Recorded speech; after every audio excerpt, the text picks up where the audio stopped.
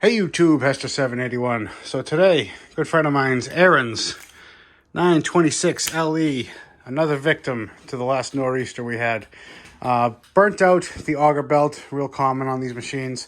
But secondly, he threw the drive belt when he was bringing it out to give it to me. So I'm going to show you, this is another real common problem on these. I'm going to show you exactly what to do to fix it. Well, the cover was already off, so that would be step one. But step two, let's get this cable out of the way. Just squeeze the two tabs, pull down, and up and out. Oh, somebody hit this thing. It's a little bent. Just gonna give that a little tweak. Perfect. Come on. You know it would fall out if you guys weren't watching. All right, cable's off. Now just 1/3 bolt. And we don't actually have to take this off. All we need to do is take this shaft out. Which means, is there a pin? A lot of travel on that, huh? Is it missing a pin back here? Oh yeah.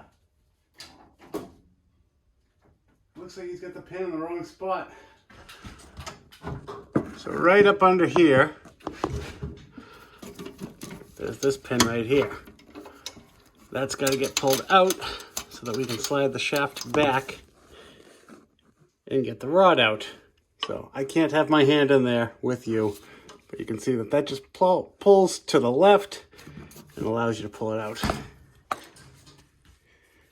Well, something tells me that that is not the way that's supposed to be. So I think it was supposed to be on the outside here, which would make sense because it would keep the rod from sliding through. Anyway, got that out, slid the rod through, and I just undid this cable really quick and easy. Goes right into that hole. I'll show you putting it back together. And that's it. I think now we just need to get the rest of this belt off. One bolt here, one bolt there, and then the whole bucket should pivot forward. Okay, belt is disconnected. Cable's out of the way. Emergency ladder is in place. What could go wrong, right? Yeah, let me just get on this side, you guys. Much better. And down. Whew. Okay, let's get in there. Okay, so I do want to note, you can do this without taking the bucket off when it comes to the drive belt. I have to change the auger belt anyway. And this is a much nicer visual of what I'm doing. So first thing, take this spring off. That's for the tensioner. Just get that right out of your way. And now you can swing that up and now half your battle's over. Now, belt back into place. Just that easy. You can, reach down and push. It's really not a problem. The biggest problem is the spring, as you guys can see. Because as soon as you got tension on there, it does not want to go. Not under a ton of not under a ton of tension. But yeah. So, step 2. Take a clamp or a piece of electrical tape or whatever you got, clamp down the handle for the drive. What that'll do is pull the plate in so it's in line and get it off of this stud right here. Then come over to your hoard, grab yourself a nylock nut. I believe it's a 1/4 and all right, so now I'm going to show you from a bird's eye view of exactly how I do this without taking the bucket off. Take your nut, put it inside your socket. You probably have a much nicer flex socket than mine, because you see, Mine just drops. So if you have a shitty one, a crappy one like mine, you can feed it through, get the nut in there. You know, a little piece of dum-dum or sticky tape will help. Get that onto the stud. And then just nice and slow.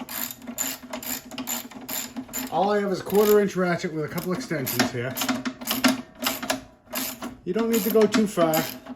I try to go flush with the edge of the stud, just so you can feel the nylock engage. And all that does is keep that plate from traveling so far forward and knocking that belt off. Because that's what happens with these, is when they are engaged, you can see that. That's perfectly lined up.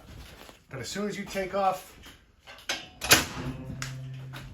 the handle, that plate slides forward, see? And that stops it from traveling so far. You'd think Ariens would have thought of a better design, but yeah, that's all it takes. Just that one little bit to keep it from coming forward. Moving on. And when you have it like this, just give it a good pull up and down, some side to side. Make sure that bearing is in good shape, and this one feels fine and sounds fine. Got the new belt, which he supplied. Here's the part number. And couldn't be simpler. Drop that in, and then use it like a handle. So you can hold it like this, and then swing the bucket back down. Everyone always hates it when I turn the camera off or when I'm dropping the bucket in. Guys, I am not graceful. So, just to get you all happy, you can watch me struggle. Drop it in, come forward a little. Oop, overshot it. Helps if you don't move the bucket, and then you'll just roll right back where you were. I'm close, I'm close. Did I do it? Is the camera on? I think. Maybe? Oh, I missed. I only got half of it. Oh, you suck. Yeah, I'm on this side, and I'm just shy on your side. I work better from that side anyway. I know, excuses, excuses. See if I can just give this a... Oh, was that it? Belt on. And in. Yeah, we're in. I didn't bring a bolt.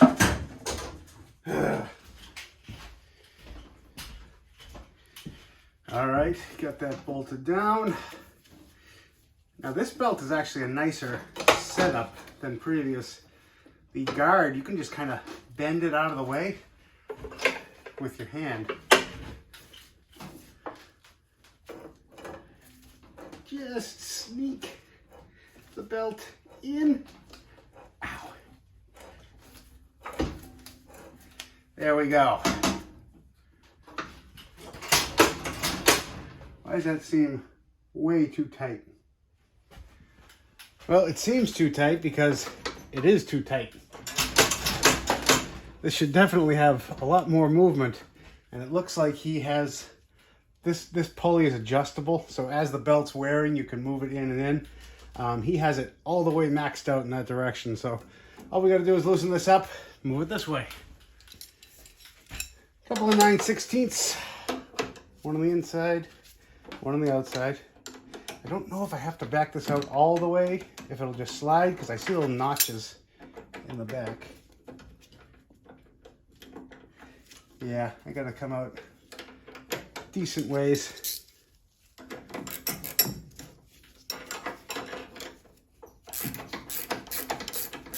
Sometimes it's good having the adjustability, but you know, I kind of like it when it's fixed. And here you can kind of see, out here's where it was, here's where you can move it in. slap this in there. I'm sure you guys are getting a great view of my hand. There's only so much I can do. Don't yell at me, I'm doing my best.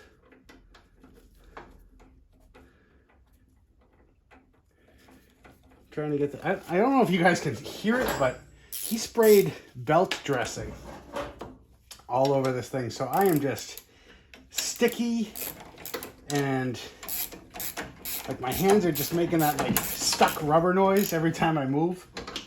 Let's see. Much better. So here, plenty of slack, tightened up. Beautiful. That's exactly what we want.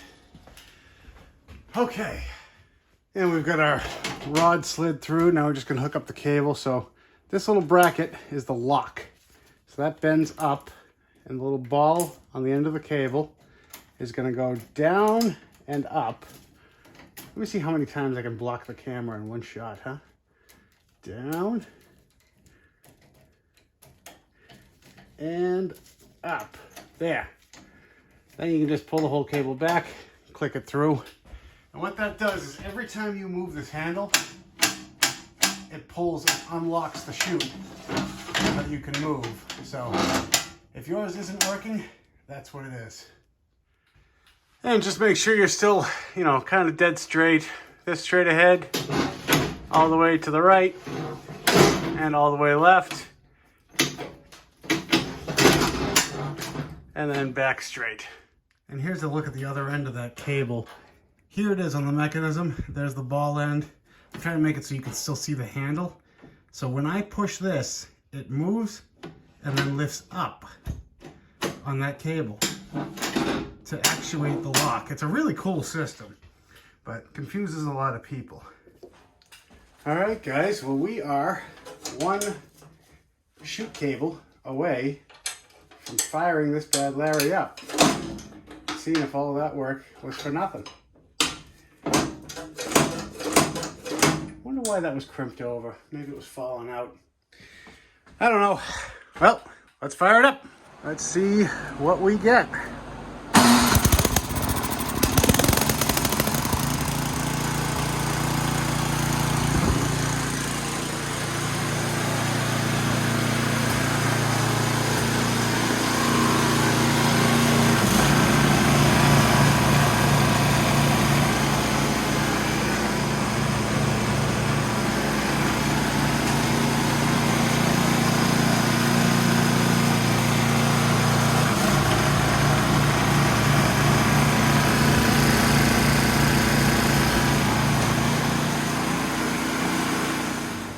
And there we have it, guys. Another one in the books.